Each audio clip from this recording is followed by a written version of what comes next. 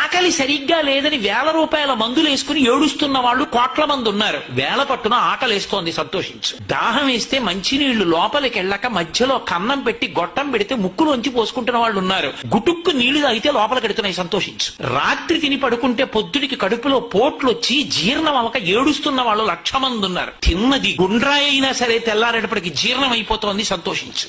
పడుకుంటే నిద్ర పట్టక చారుడు మాత్రలు వేసుకు పడుకుంటున్న వాళ్ళు ఉన్నారు. తలగడా మీద చెయ్యెట్టుకుని ఇలా పడుకుంటే నిద్ర పడుతోంది. పుస్తకం ఉంటే తప్ప మాట్లాడలేని వాళ్ళు ఉన్నారు. వేదిక ఎక్కి కూర్చుని మాట్లాడడం మొదలు పెడితే గంగా ప్రవాహంలో వస్తోంది, సంతోషించు ఈశ్వరుడి కారుణ్యానికి. కొంతమంది కూర్చోలేని వాళ్ళు ఉన్నారు, కూర్చుంటున్నావు. నడవలేని వాళ్ళు ఉన్నారు, నడుస్తున్నావు. చూడలేని వాళ్ళు ఉన్నారు, చూస్తున్నావు. వినలేని వాళ్ళు ఉన్నారు, వింటున్నావు. ఈశ్వరుడు నీకు ఇచ్చిన దానికి ప్రతి క్షణం తృప్తితో ఓలలాడిపోవాలి. ఎన్ని మాటలు కృతజ్ఞత చెప్తావు? అది మానేసి ఎప్పుడు ఏదో పోయిన దాన్ని తలుచుకుని ఏడవడం కాదు, వచ్చేదాన్ని ఊహించుకుని అలా జరిగితే బాగుండని కనుబొమలు ఎగరేయడం కాదు. ఇప్పుడు ఇక్కడ నీకు